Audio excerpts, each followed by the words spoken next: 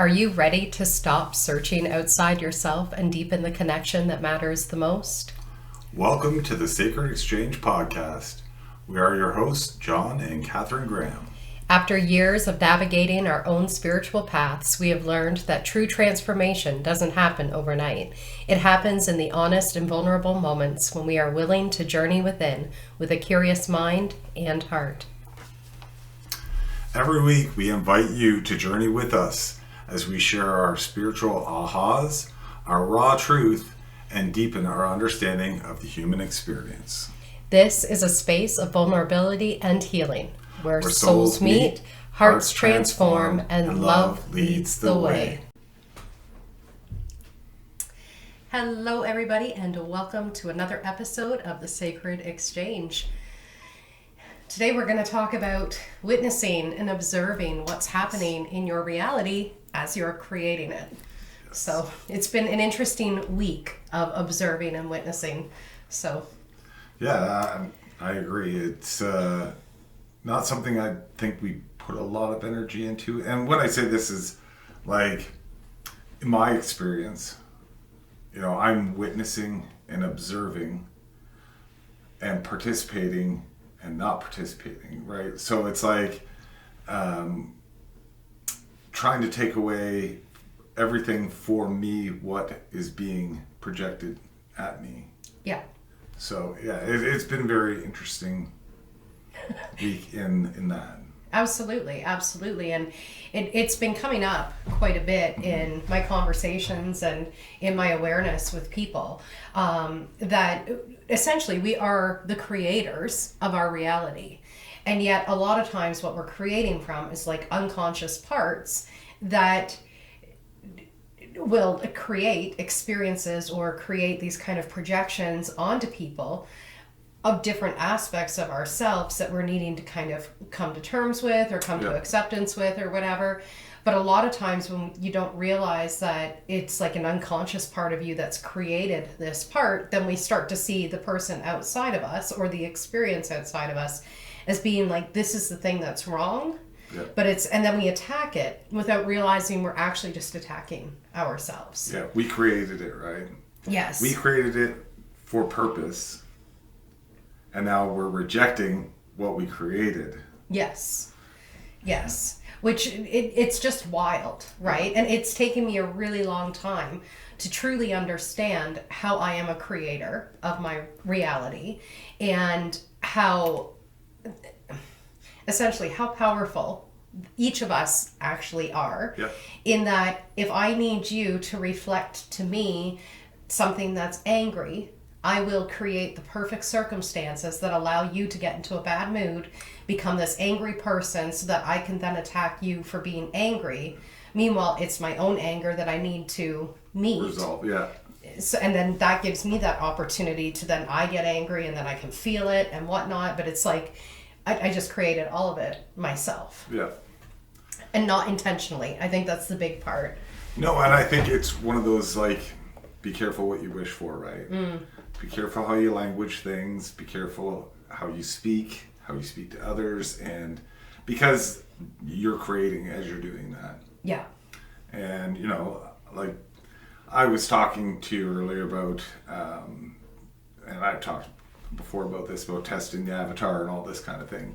So this week it's been amazingly cold. Yeah. We're in Canada. And I ride to work and had some struggles with replacing components and all that kind of stuff. But I look at that and I'm like, well, you asked for this, right? It was like, oh, we're going to challenge this. So here, we're going to throw this out. We're going to throw this out. So I could, and when I'm on that journey, I was, I get upset because this isn't, I have to go slower because I have to adjust this or whatever. Yeah. But I would have moments where it's like, well, you created this. Yeah. What are you getting upset about?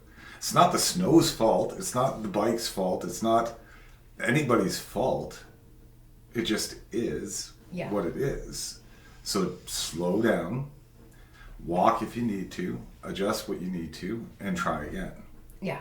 And it was very just an interesting ride, because you're dealing with the elements as well. So it's like, oh, I want to get going, but I have to slow down and really look at what I need here.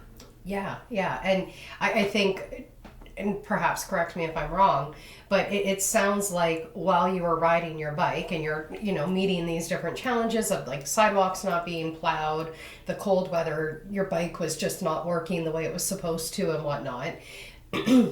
You had the opportunity to just experience the anger and the frustration and stuff, but you actually put yourself into observer mode to be able to witness what was actually unfolding. And then you're just not taking it personal anymore. Right. Which is like that first step. Yeah, I would get to points where it would be like, I would be upset about it, upset that it's so cold. Yeah. But it's like, again, you're witnessing and observing this, and it's going, okay, it is okay. Just do what you need to do. Yeah. And continue on, right? Yeah. Yeah. It was just very interesting to witness. And it's not that you like the cold or you like this, but this journey or this piece needs to be done because you've put this challenge out there. Yeah. And so deal with it and continue on. Yeah. But also, as you're saying, like you're witnessing and observing all of those things come up as you're dealing with the elements, as you're dealing with the bike, or as you're dealing with whatever. And it was just very an interesting dynamic to see all these little things come up. You get upset or get mad, and then you resolve that, and then there's the next challenge of, okay, well, what is this? And I think you can apply that to like any circumstance in life, right? That it's like it might be a weather challenge, it might be your vehicle is not working the way you want it to, or your avatar is feeling very challenged by something, or people are showing up in your life in ways that you don't want them to. And from my understanding now, it's like we've created all of these things. Not necessarily because we're like, I just want a jerk to show up on my path today. It's never like it's an intentional thing. No.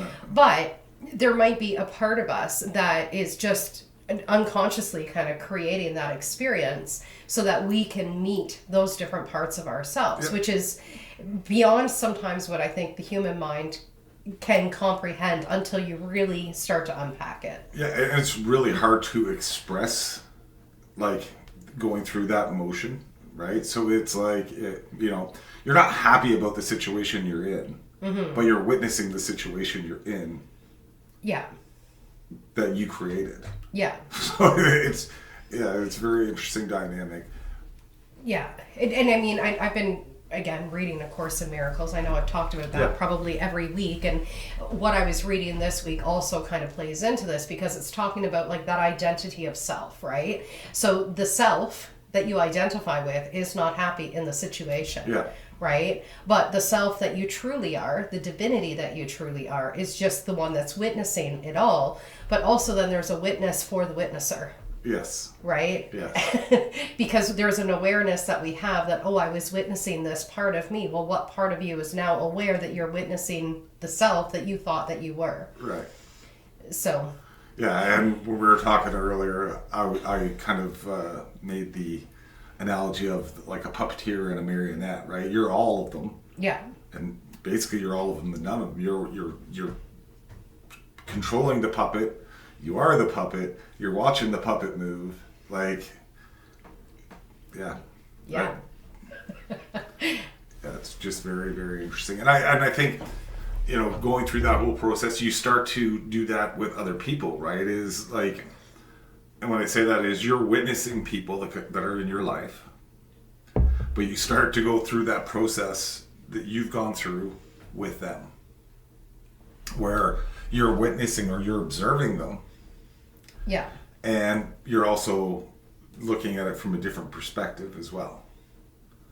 And just, again, I think we need to spend more time in that just to look at what is this for me. That's where I was looking at was, okay, I went through this process and now I'm going to transcend that to my people and what are those people bringing to me that I need to learn, or what is it that I'm creating through them that I need to absorb or learn or whatever, or witness. Yeah.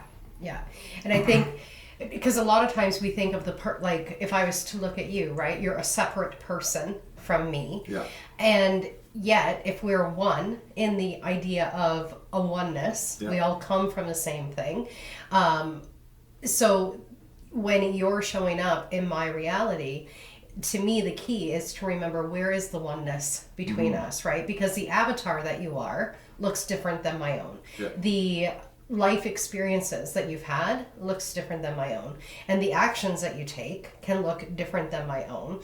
And that's what we tend to get so caught up in, is all of this kind of external stuff, and sometimes even what we see as an internal thing. So if you've got internal thoughts, ideas, or beliefs that are different than mine, then I could go, see, we're too different, we can't get along. But it's like underneath all of that is the divinity that keeps us connected. That is what our absolute truth is. And what I've been witnessing is just so much of people getting so caught up in what makes us different. And that kind of challenge within relationships of, you don't act how I want you to act, so now I'm going to disconnect.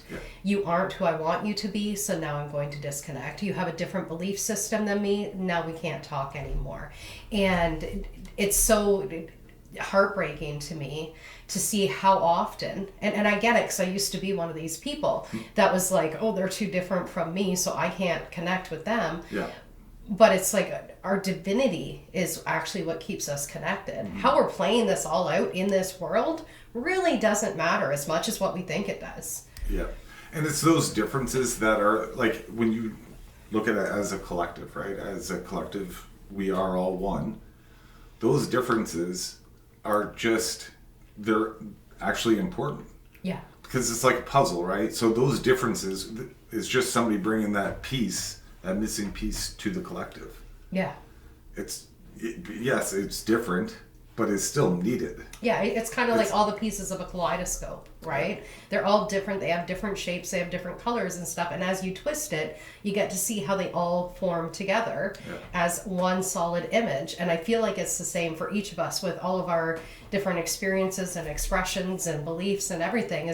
There could be a beautiful picture that's there when we allow ourselves to just kind of celebrate all of those different expressions. And not pump the brakes, right? Like, you bring up a good point with that is, denying or stopping or creating that division, you're really not allowing things to fully develop into what they need to. Or, possibly you are, but, avoiding situations because there's a difference really is limiting. It's not, that full expression. And yet it's something that I keep witnessing. And like I said, there was a time in my life where I did absolutely cut people off and go, they're toxic, I don't want to have a relationship with them, their belief systems are too different, or whatever. We're taught this from the time we're young children, that this is how it has to be, right? And yet, the more I develop myself spiritually and the more I do healing within myself, the more I guess I'm desiring an ability for people to be able to have differences, but to be able to really connect in with the love that's there, instead of focusing on what's different. Instead of focusing on the personal part of this. You're right. We should be focusing on the collective part of this. Right? Like, being that witness and the observer of people in different situations. If we don't take it personal and we look at it and go, oh, even if it's something that you don't prefer, even if it's something bad, it's something that needed to be done. Right? It needed to be experienced. Which I think that's another hard concept for the human mind to take in, because then we start to look at individual experiences and we go, well, why this then, right? Like, this was Because a it bad needed to experience. happen. Yes, because it needed to happen, because of a divine plan. Yeah. But again, the human mind goes, I don't understand why. And I've struggled with that Yeah. myself, to find, I guess, deeper meaning in things. But in A Course in Miracles, it's like nothing actually has meaning. It's just whatever meaning you put on it, that's what it becomes, Yeah. right? And I guess we've talked about this with the weather and stuff, that the snow is just going to snow because the snow is snow. It's not personal, right? If you get 30 inches, if you get 5 feet, it doesn't matter. It's just snow. It's doing what snow needs to do. But when it comes to these kind of experiences and stuff in the world, we definitely do take it in a personal way where we go, that should not be happening, or this should not be happening, or this person should not be showing up this way. And yet we've created it all. Yeah. Yeah. And here's the thing. We've created all of these things, and we've, for purpose, right? For reason. And that reason is that evolution piece is to continue on this journey, continue experiencing life, and add to the collective for the better and the highest good. Yeah. Because if we've allowed ourselves to experience it, then we don't actually need to continue to experience it unless we keep choosing to experience it, right? Because we can learn a lesson. Like, you know, when kids are small and they go to touch a hot fireplace or whatever, and you're just like, no, don't touch, it's hot. And they might keep gravitating back towards it. And it's not until they actually put their hand onto the fireplace that they're like, oh, hot means it burns, and I don't like that. And then they'll kind of avoid it after that because now they know this hurts. And I question sometimes if it's not like that as we go through our lives, right? Is that we get to experience all of these things to be able to then choose, do I actually want to continue with this? Or can I choose something different? Yeah, I think you absolutely have to be the experiencer, like for everything, right? Yeah. Sure, we can be the observer, the witness, and we can tell people, hey, or whatever, don't do this or do this, but you have to absolutely experience it. Yeah. And you may have to experience the same situation or the same whatever experience multiple times. Yeah. And it may be from different perspectives. You may have to experience that 100 times to get each perspective of that situation. Yeah. Right? I had ice cream for the first time. It was so good. And the next time I had ice cream, I had a different flavor. And that's just a different perspective. Yeah. But you can use that analogy with just about anything, is you're just looking at it from a different view. Yeah, because you get to learn all of this stuff along the way. You get to take in new experiences and stuff. And it's like the first time is always going to be the most, I'm going to say, memorable time of like the first time having ice cream. I don't remember it, but I do remember giving the kids ice cream for the very first time and witnessing their reaction to it, which kind of helps me go, that's probably similar to what my first reaction to it was. And then as we experience and experience and experience, you're right, it does start to layer up, and it gives us a broader definition of what that means. Yeah.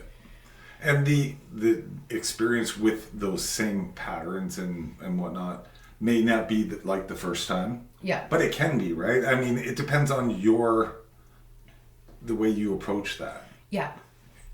Because I think a lot of times we go, oh, the universe is testing me, or there's a lesson here that I need to learn, or whatever. I keep having this same lesson show up over and over and over again. And I think it's Einstein that says the definition of insanity is doing the same thing over and over again and expecting a different result. And so as we have those tests or those lessons that show up, which to me, it's not like there's an external force that's going, here's a test and you need to pass. Yeah. There's a part of me that's wanting to learn. And so it keeps drawing these same experiences forward because I'm trying to learn and evolutionize myself.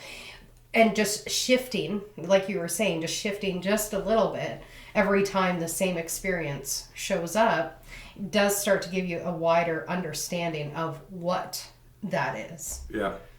And what I would challenge people, to do is, sure, everybody's had ice cream, or a lot of people had ice creams, but this part of, oh no, I know, right? I know what the ice cream tastes like. Yes, but do you know what ice cream tastes like this? You know, do you know what ice cream tastes like in minus 50 degrees? Does it Yeah. taste warm? You know, and have that same excitement. And I'm just using ice cream as whatever, but every experience. Yeah. Stop saying, I know, oh, I've done this before, I know what it is. Change your perspective a little bit and experience it again for the very first time with that same excitement. Yeah, I was actually just thinking of when you were taking the mindfulness course, and it was talking about like washing your hands and like truly feeling it. And as you're talking about eating ice cream, I don't know that I've ever slowed down myself while eating ice cream, say, and allowing myself to savor the flavor, because I know already what the flavor is, right?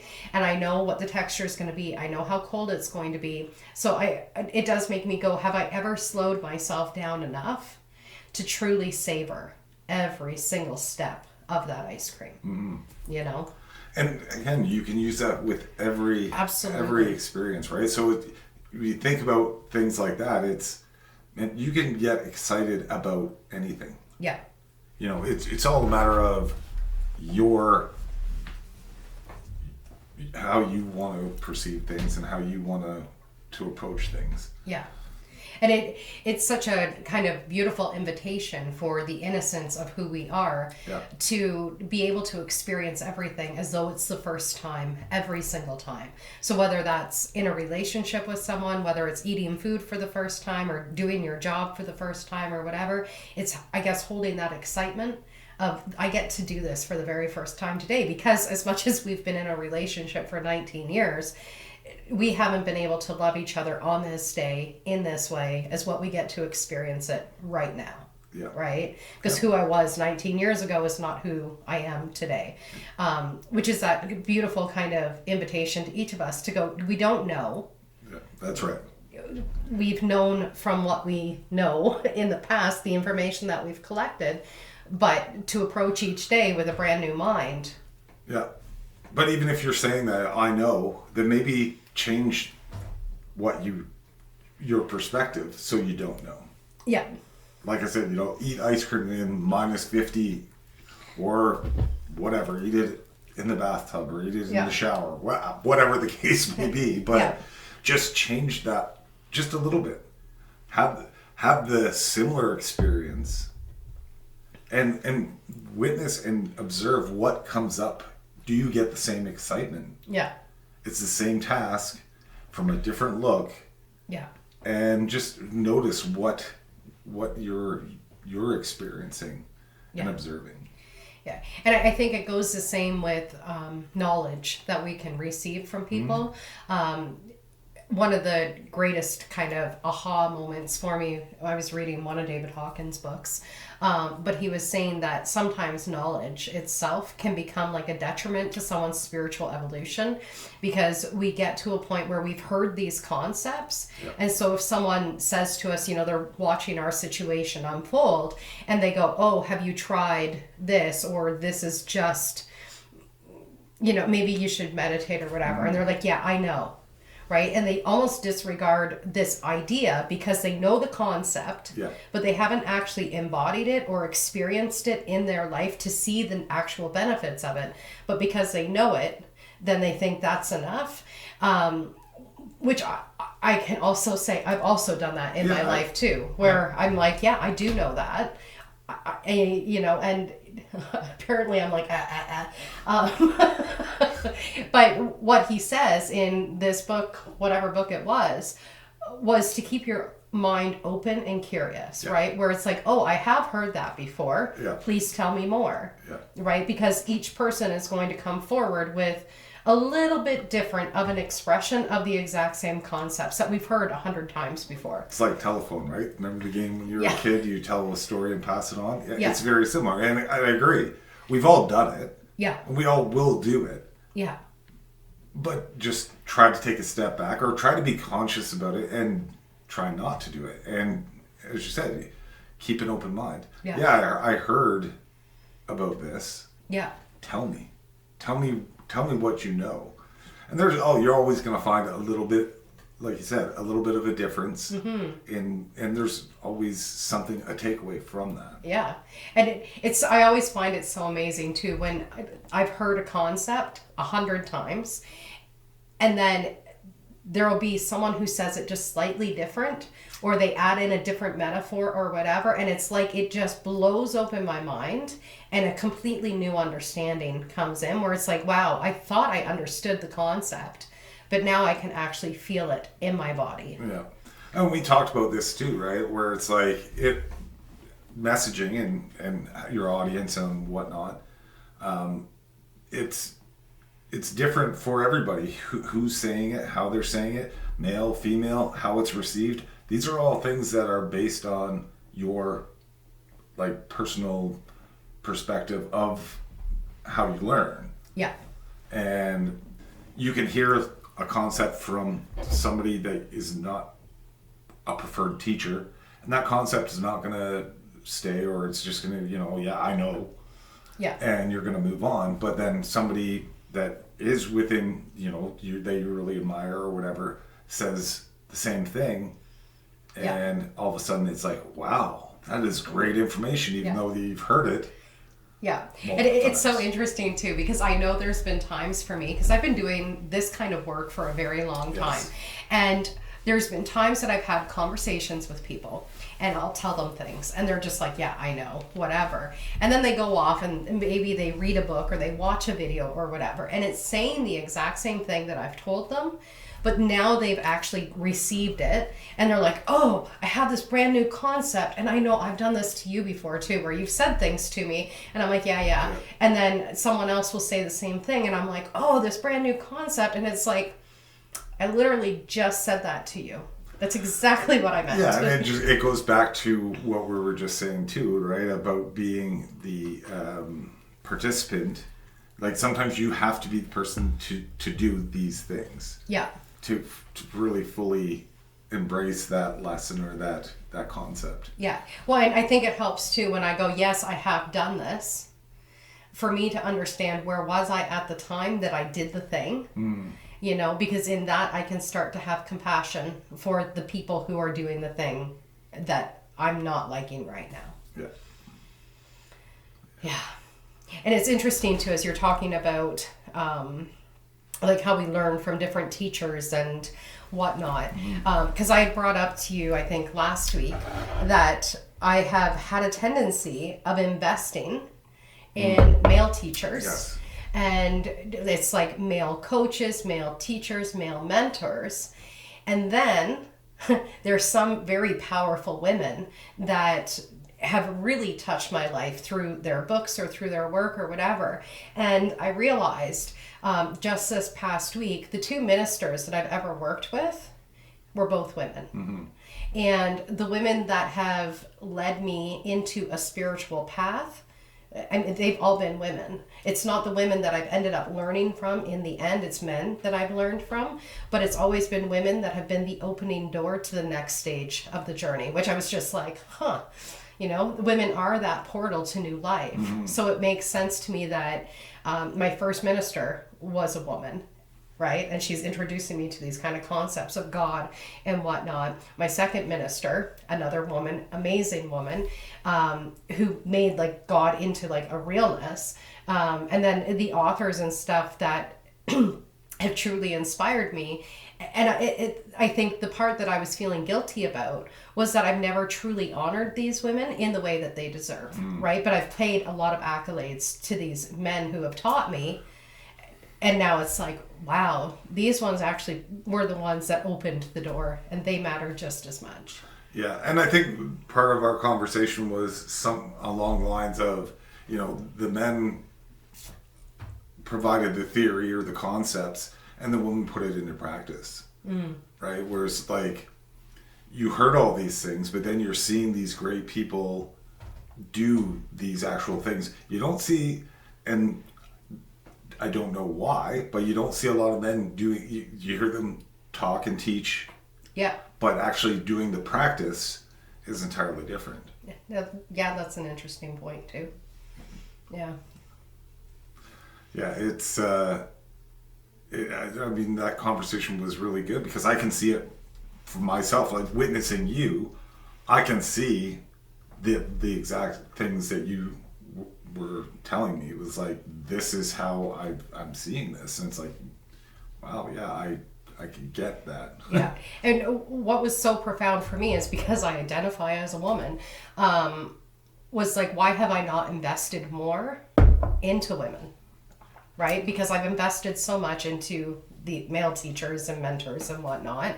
And financially, I haven't actually had to invest a whole lot into women that, I buy a book or whatever, attend a workshop. I've definitely signed up for things through them, but not in the same way that I've invested in, I guess, male leadership.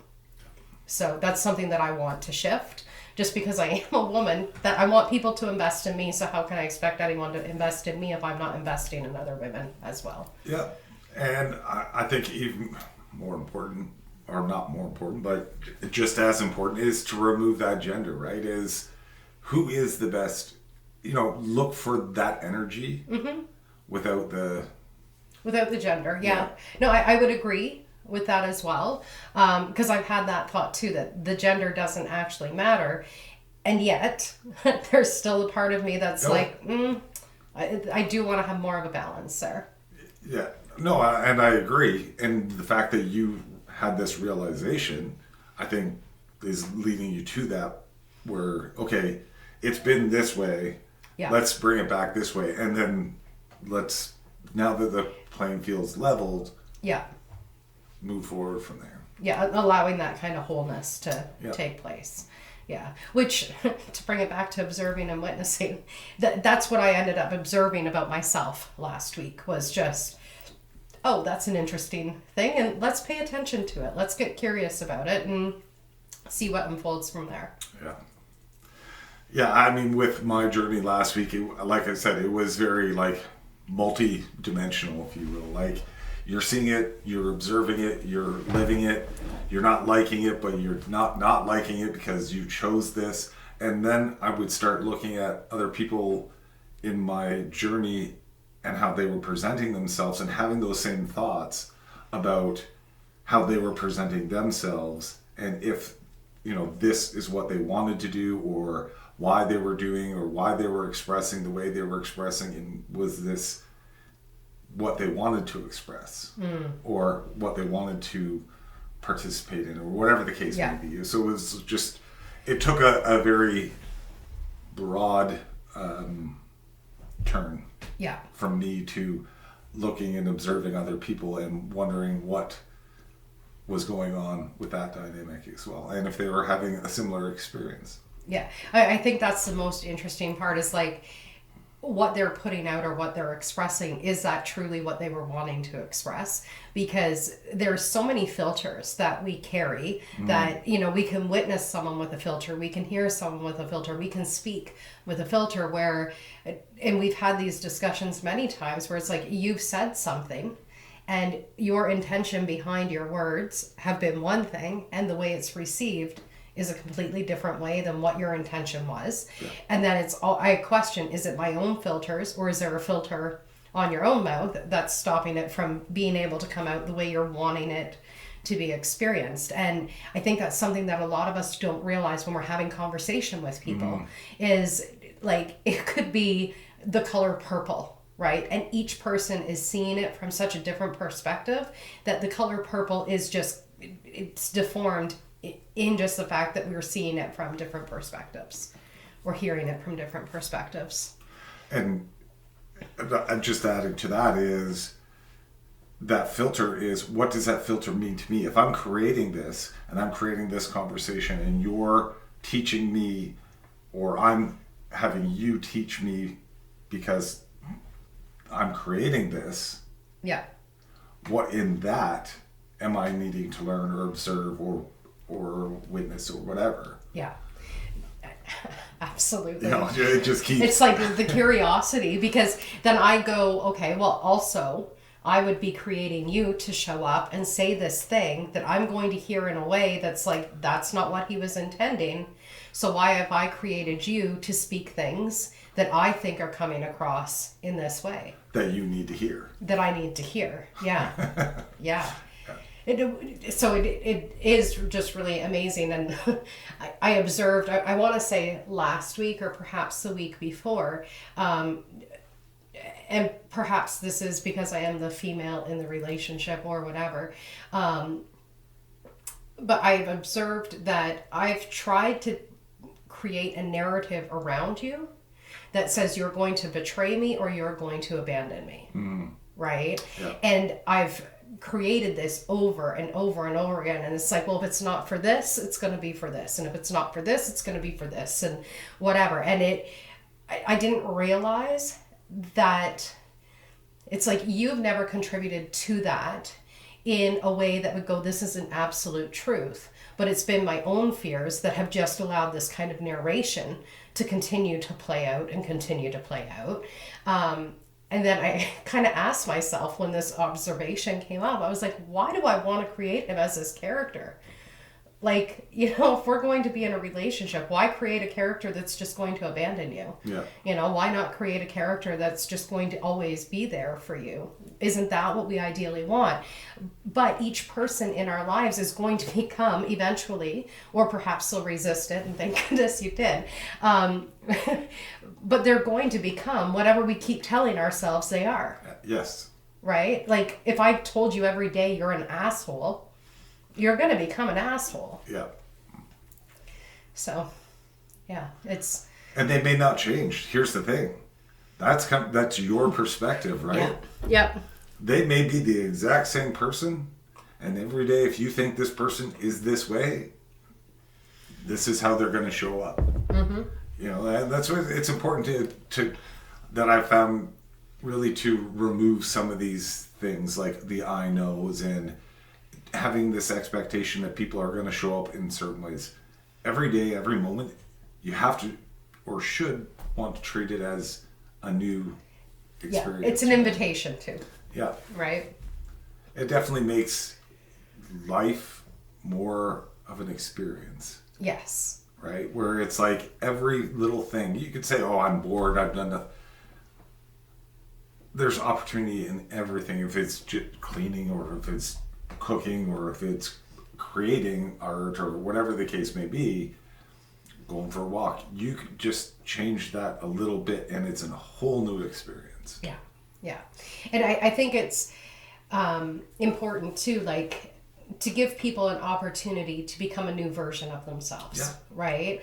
Where sometimes we can get so caught up in the idea or notion of who someone has been to us in the past. But just as we change and we shape shift and we become something else, so does everybody else. Yeah. Right? And I know I've definitely time-stamped people at different parts of their life, and I go, that's who they are. But it's like, unless you're walking with someone every single day, and even sometimes when you are walking with them every single day, you don't give them an opportunity to show up differently because you've time-stamped them as being this thing.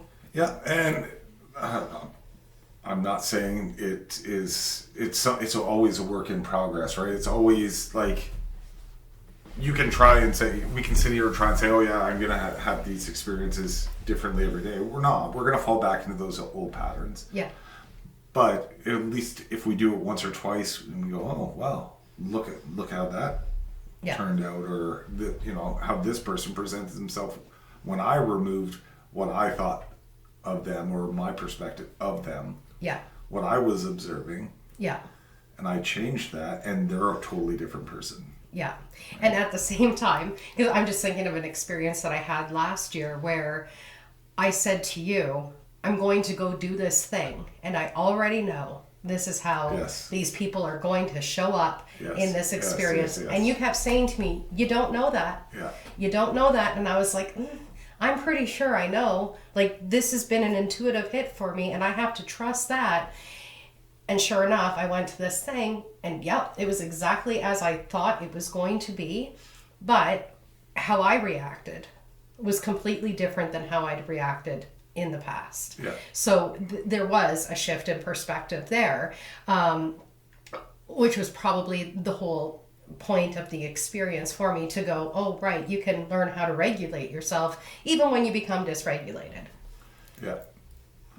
And, well, it begs the question, did you create that knowing, you know what I mean? Because as much as I say, well, you never know, you're like, no, I know. Yeah. So, but in you creating that, you came to a new realization of how to be in that moment. Yes. Right. And to take it back further, I most likely did create it unconsciously because I know I had done, I'm going to say 5 compassion key sessions on that particular topic that had come up in that experience to not have that experience be created, right? So it's like the fear was already there a long time ago. Yeah. And then I cleared on that, which was great because I don't know how I would have reacted if I hadn't cleared on that. But even way back then, it's almost like I was planting a seed going, this is how it's going to be because this is how it's always been, and I was hoping, a conscious part of me was hoping this isn't how it's going to be. But obviously an unconscious part of me was like, this is just how it's going to be. And how beautiful that. So you had this experience, and you had a similar experience to this. Yeah. But your reaction and your perspective of all of that was totally different. Absolutely. And even like what has come out of that, it's like I can see strength that's building from that experience to be able to go, yeah, you've actually helped me to unhook from a lot of patterns by simply showing up in the same pattern that you did. Yeah. And that's beautiful. That's like, wow, what a gift that you've given me. Yeah, and I do think that is that whole taking it personal, like removing that piece. Yeah. And there were some parts that of that came up this week as well within like myself in this journey. It's like where I would find that I would be taking the weather personal. Yeah. This is an attack on me and all of these things. It's like, wow, I'm experiencing this as a personal attack when I know it's not a personal attack. Yeah. But then sitting back and observing that as well, that, wow, I thought I was being attacked by the weather, and here I am going through the motion of the thing that I created. Yeah. Well, I always find it so funny too, like, how important do you think you are that the weather itself would all rearrange itself to just personally attack you, right? And it's a wild concept to the mind, and yet we've all experienced it with weather, right? The weather shows up in a way that we don't want it to, and we're like, oh, it's doing this because of whatever. And we do make it personal, but also in life experiences constantly, we're taking it as this is a personal attack on me. Because you can, and I've had this experience actually where I was in a workshop with people, and in the workshop the teacher was feeling very aggravated by one of the students, and they were like, can you believe that my student was acting like this and la la la. But I didn't see it like that, right? I seen the student asking questions and trying to understand things differently and whatnot, and needing different perspectives to understand what the work was that we were doing. And the teacher was just getting kind of aggravated and felt like it was a personal attack. But I couldn't see it the same way they could, right? And so it's just amazing that we can all be a part of the exact same experience and all take something totally different from that experience. Yeah. And I mean, it's the same with like crime scenes and stuff like that, right? They say that nobody remembers everything all the same, like you miss out details and stuff. But I feel like, say the criminal was wearing a red jacket, and you had a favorite red jacket when you were a child, and another person was attacked by someone wearing a red jacket, right? The first person might have saw love in the person who's wearing a red jacket. The second person is like, no, I could tell right away they were a criminal because of this red jacket. And it's like, well, you just experienced it differently. Yeah. The situation was the exact same, but you both experienced it based on what your perspectives were, which is wild. Yeah. So I was saying that every experience can be so multi-layered, right? Mm-hmm. And another one that I was kind of, I don't know, I don't want to say I was living it, but I kind of had this thought of, we have a lot of non-preferred experiences in life, right? Yeah, yeah. We go through trials, tribulations, we go through things that we don't particularly care for. Yeah. But try to observe yourself in those without taking it personal. Yeah. So I'm in this whatever situation and it doesn't feel great, but observe that and observe the other things that are going on. Yeah. It was just very interesting. It was like, yeah, there's something more to that piece that, we go through these things and we don't like it. We get angry or frustrated, but we don't step aside to look at that. Yeah. And go, okay, this just is, and it's okay to be mad and angry or whatever in that non-preferred situation that you're in, but also to observe it and witness it from, say, a second or third party. Yeah. Even though it's yourself. Yeah. Well, and I remember not this, I think it was not, maybe 3 Christmases ago, we were going through an experience, and I ended up drawing a picture of the observer observing the emotions, then also observing what the emotions were tied to from my earlier experiences. And at the time, it was like, this is such a wild concept, but this is what I was able to do in this moment, was observe, this is the emotions coming up, this is the stories it's connected to, and this is what was happening out here. And I think you were a little bit like, what?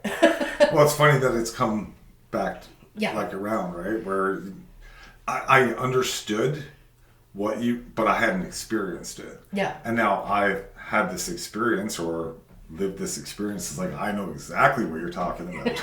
Yeah. So I felt a little bit like a crazy scientist or something that's like, got the board with all of the things on it and like connecting the dots and everything. Yeah. But yeah, it is possible for us to not actually get caught up in the emotions, and I think for so many of us, and I know for myself, for the longest time in my life, I just became the representation of the emotion, right? It's like, I'm sad, here's my sadness, and I'm just sad all over, where now it's like, I can observe the sadness, and I can have compassion for the sadness, but I can also stay detached enough from what this experience is to understand that none of it is personal. Yeah. And that's a big thing, right? Is we take so many things personal. Yeah. Well, it's like we think we're the only person in the world, right? Which to us, we are the only person in the world, and everybody else is just a side character. But that's in that kind of individualization of each of us. Yeah, I think as a society, if we change, and I've said this before, if we change that perspective of this, I am this entity, and start looking as our whole body being all of the individuals within the world, I think we would take better care of ourselves. Yeah. And I'm not saying ourselves, I'm saying ourselves collectively. Absolutely. Right? You would look at things in a different way because that's you, that you need to take care of. Yeah. Well, and it's so interesting when you say that, because how often do we go, I need to take better care of myself. I need to give myself time to rest. I need to, speak nicer to myself inside of my head, but we're actually like our own worst enemy, right? And so it's like, we have to start in here first with that kindness, with that love, with that compassion, and then it can naturally start to like extend out to others. Yeah. Because it's one thing to do it for yourself, be like, I'm going to take care of my body. Yeah. But then if you're turning around and you're a jerk or whatever, treating people, you're not, like, treat them the same as you. Yeah. Right? Yeah. Well, I guess it goes back to like the love thy neighbor as thyself.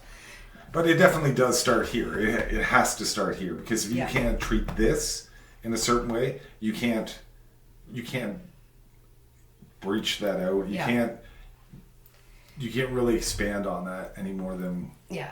And I think it can be so difficult for some people because what they grew up with, was not a good example of what was loving and kind to the self, right? If you have parents that were completely disconnected or emotionally immature or abusive in any sort of way, you don't actually learn how to treat yourself in a good way. But that doesn't mean you can't teach yourself. Right. And you do have to go through the process. Yes. Right. You have to get, down to the brass tacks of things, or you have to get down to the base level, or you have to get to that singularity where you remove all this stuff yourself, go through all of your traumas and understand all of that stuff, get to that nice, calm, level playing field. Yeah. And then start from there. Yeah. Unlearn all the things you need to unlearn, question all the things that you question and chase those down and figure out where all of your stuff is, and then start building from Absolutely. a nice, calm playing field. Absolutely. And one thing that I tend to offer a lot of clients that have children, because when they don't know how to love themselves, they often know how to love their children, right? And so I'll say to them, would you treat your child like this? Would you talk to your child like this? And they're like, oh no, absolutely not. Especially like women with their bodies and stuff. Would you tell your daughter she looks fat in a bikini? And they're like, absolutely not. So why are you telling yourself that? Yeah. I also need to hear this messaging too, because whatever I do. But I think sometimes it can be easier to know how to love a child than what it can be to love ourselves. Yeah. Well, I did see a meme this morning that said, if your younger child came to you, would you give them back to your parents to raise again? Or would you want them under your care now? Interesting. And if you wouldn't give them back to your parents to raise, then don't let any of the programs that your parents gave you be the thing that continues to run you now. That is great. It is great, but there's a lot of finger pointing, I think, in there where it's like, again, parents, we as parents and our parents and their parents, doing the best they could with what they had. And it's not intentionally programming. Yeah. It is just what we've been indoctrinated with. Yep. And don't get me wrong, some of this stuff is really good and they're really good concepts and they're really maybe miss the mark a little bit, but behind it is that love that we all want. Yeah. But it's just not in maybe the best format. Yeah. Right. But I think that's great. It's like, well, to me, it is just like, that inner child, the younger version of you, it's still very much alive, right? Yeah. And I do know there's a lot of adult people who continue to look at their parents for that approval, that continue to look for their parents for the love that they couldn't receive or whatnot when they were children. And it's like, if you wouldn't allow your younger child self to go back to them, then why are you continuing to look for that now? Yeah. And also exactly what you said, that everybody's doing the best that they know how to do. So it's never about finger pointing or anything. But I think throughout your relationships and stuff, you just learn how to, I'm going to say, love yourself better. Or you learn how to, what is more of the truth of who you are, I agree. And you also develop that, is it apathy? Empathy? Empathy, for those people as well, absolutely. right? Like where it's I guess apathy is that. Apathy is like, I'm doing nothing. Yes. Yeah. So the empathy for their journey and then you even observe and see how their upbringing what that has done through the years and whatnot, and how that's translated to you and your children and whatnot. And I think too, because I know when I was a teenager, I really thought I knew how to be the best parent ever, and then you have children and things just become different.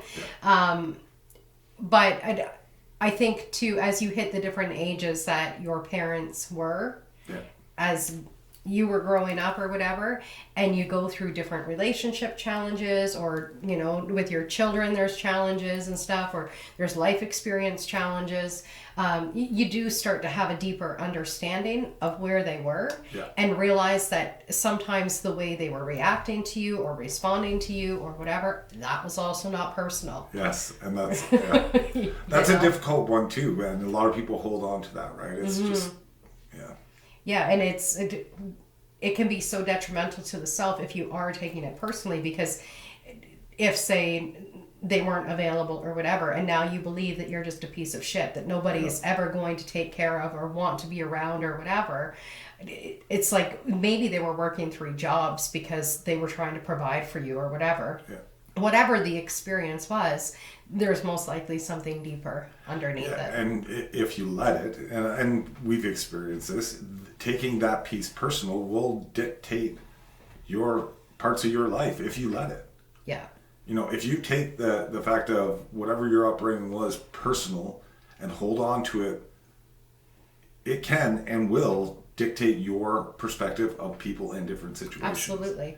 If you let it go and say, okay, that just was what it was, it is a little more freeing. Sure, there's still going to be some stuff that's there that you'll have to work through and show compassion to. Yeah. But it's more freeing just to go, okay, it wasn't what I thought it was. Wow. And now you can start going through these experiences in a different way, in a different perspective, because now you've let go of that. Absolutely. And I think there's a real, like, it's really about bringing it to like a level playing field, right? Where I think for most young people, we do look at our parents as these kind of idols, that know everything, that do everything, that they can create anything. Like, we really honor them when we're young people. And then as we grow up, we see that they're human, and they've got faults and they've got things that they're really great at. And, they might be this way with some people and this way with other people or whatever. And so we have to have them on that even playing field, right? Where I've heard people, and I've probably expressed it myself as well, where you go, well, they should have known better. Yeah. They should have figured that out before they became a parent, or they should have like whatever. And it's just like, they're just human, and there's no parenting book out there that can teach anyone how to become a proper parent for every single soul that's born on this earth. Because every person, as we've known from raising 7 kids, every person comes in with their own instruction plan that you don't get to see. You just get to discover it along the way. And that's why those lived experiences are important, right? Yeah. So obviously this person didn't have this lived experience. That's why they don't know any better, because now it's your turn to live that experience so you know better. Yeah. And pass that on and put that into the collective so we all know better. Yeah. Yeah. And it's just, being the witness, the observer, and participant in your life is, it just gives you a different look on things. And it does make things a little more exciting and sometimes a little more challenging, because it's hard to put into words sometimes. Yeah. And then you also get to see as well that there really has been no one to blame. Yes. Even as you're creating, you could blame yourself, but it's like you're doing this for purpose. Yeah. There's something intrinsically happening through you that is creating all of this for purpose. Yeah. And you could find so much peace with that. Yeah. It just, you're absolutely right. It's just observe that. Yeah. And be like, okay, it's not personal. It's not difficult. It just is. Yeah. And okay, let's see where this goes. Yeah. And after that, you go on to the next, and so on and so forth. Yeah. So we invite you to observe and witness whatever is coming up for you this week. Allow yourself to just take a step back and see what is happening around you, what is happening inside of you. How are you wanting to react? How are you wanting to respond? Just take that moment, take that time to witness. Yeah. And remove that personal piece of taking it personal. Don't take it personal. Yep. And observe that and witness that, even if it's good, bad, or indifferent. Yeah. Right? And yeah, let us know how it goes. Until then, have a great week, everyone. Take care.